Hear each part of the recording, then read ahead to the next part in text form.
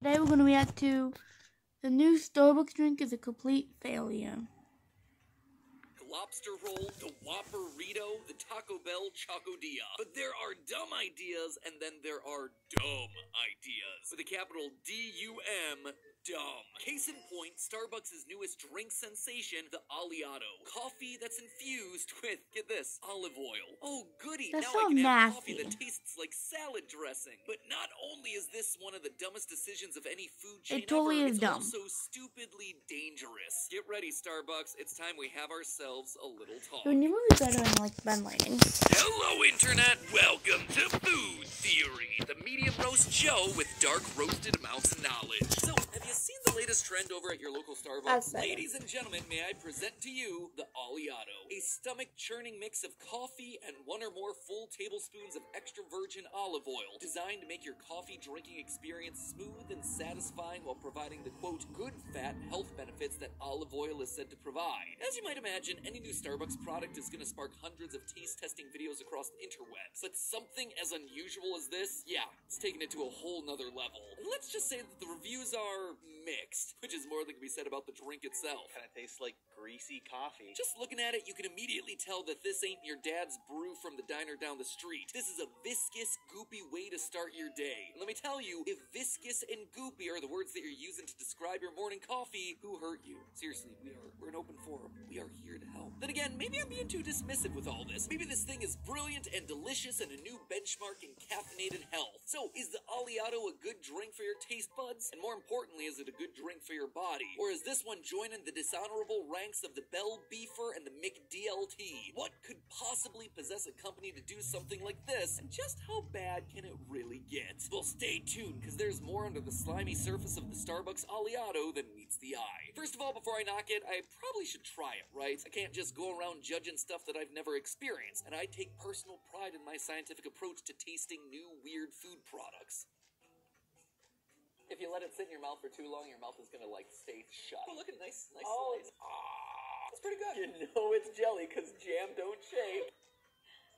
So good. So naturally, when I learned that the Aliato existed, I sent someone else to drink one. As you might or might not know, I'm not much of a coffee drinker, but I am a good theorist. So I recruited Food Theory creative director Santi to give us his thoughts. Santi, take it away. It is disgusting, and I hate this. This is by far the worst thing that's ever happened to me. Okay, so not exactly glowing reviews there, but most of the time the healthiest foods do tend to be some of the most hated. Liver, for instance, full of nutrients, but that doesn't make it suck any less to eat. So maybe the Aliato's the same way. Maybe there are other reasons that you should be putting olive oil in your coffee that don't involve, you know, actually enjoying it. So I looked a little deeper, and unfortunately when you lift the hood of this particular beverage, you encounter some issues immediately. As in, before it even goes into your mouth. Take a look at the Aliato menu items. Notice anything? In a sea of incredibly complicated Starbucks menu items, the one thing that I noticed is that all the Aliato options involve milk. Aliato Golden Foam, Aliato Cafe Latte, and Aliato Iced Shaken with oat milk and toffee nuts. Why no straight shot of espresso with a tablespoon of olive oil? Well, the main reason is because the literal chemistry of coffee and olive oil don't mix. That's right, these two items don't even belong together on a molecular level. Coffee, you might remember from our Coffee is Soup episode, is technically a water-based broth. Oil is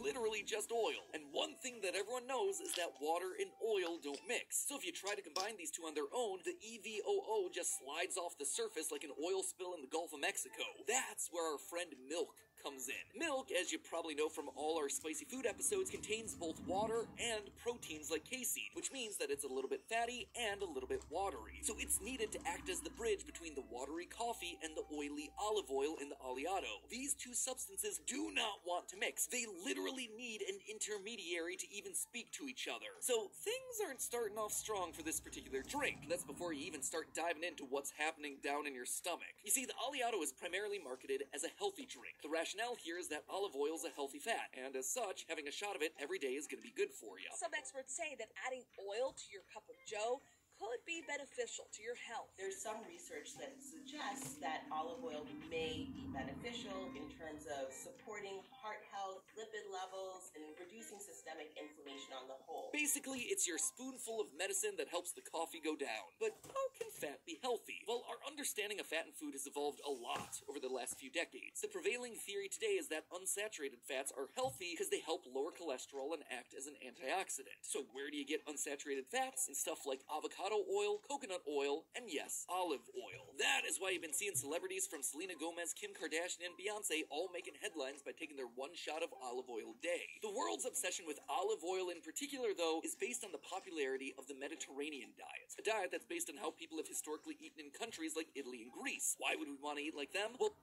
the Mediterranean has a reputation for people living longer and having lower rates of chronic diseases than the rest of the world. So hey, when some people in those countries routinely take a spoonful of olive oil in the morning, we as Americans see that and of course do the same. After plopping that oil straight into our morning cup of coffee alongside a bunch of milk and added sugars. Truly, that is the American way. Except that's not the only way that we completely missed the memo on this one. Yeah. She was at the admin. It's always when we actually have the road number down. Yeah, so now this thing goes really badly on my new camera. Oh no. I'm gonna go backwards. Stupid.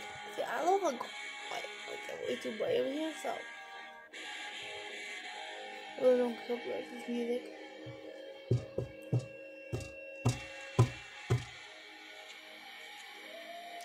But yeah, the olive oil is nasty.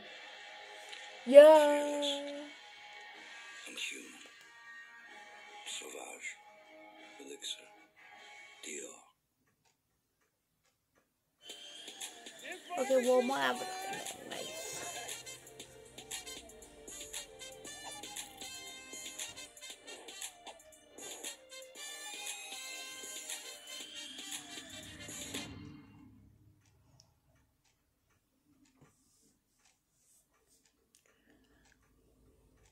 Not the only way that we completely missed the memo on this one. Yeah, consuming high-quality olive oil does have benefits, including anti-inflammatory and antibacterial properties, but it's all in how you're using it and how much. The Mediterranean... When I was a lad, I ate 4 dozen eggs every morning. That's all the film. If you like, subscribe. Bye.